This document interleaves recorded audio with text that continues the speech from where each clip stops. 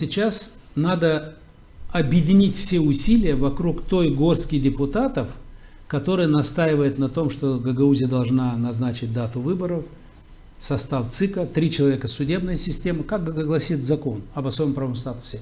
3 человека судебная инстанция дает, 3 человека дает исполком, 3 человека дает Народное собрание, пусть они выберут и пусть проводят выборы.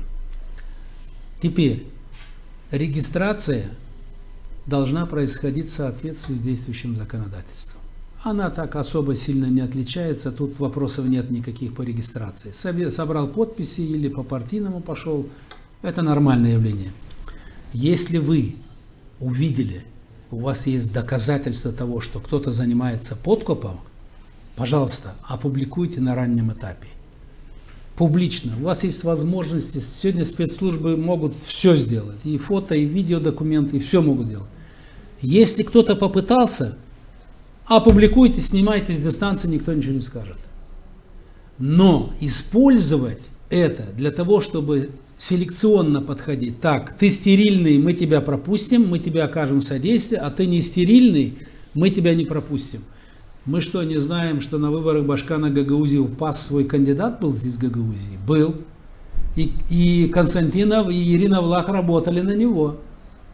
А потом, когда аргументы господина Шора оказались весомее, чем аргументы госпожи Санду, они быстренько перешли в другую сторону. И как результат мы имеем сегодняшнюю ситуацию. Они решали личные свои вопросы. Они не решали вопросы Гагаузии. Если бы они решали вопросы Гагаузии, Гагаузии сегодня был бы авторитет еще больше, еще выше, еще серьезнее влияние на процесс принятия решений в самой Республике Молдова, чем это было в 2014-2015 годах. Если бы они решали вопросы автономии, они не решали вопросы автономии. Они решали свои личные вопросы, клановые вопросы, узкоклановые, и личные интересы преобладали над общественными интересами. А алгоритм принятия решений в нашей команде был один. Мы принимаем те решения, которые отвечают интересам 50+1. Но никогда не принимаем никаких решений, которые 49, 43, 42% интересам людей отвечают. То есть, если большинство устраивает это, мы такие решения принимаем.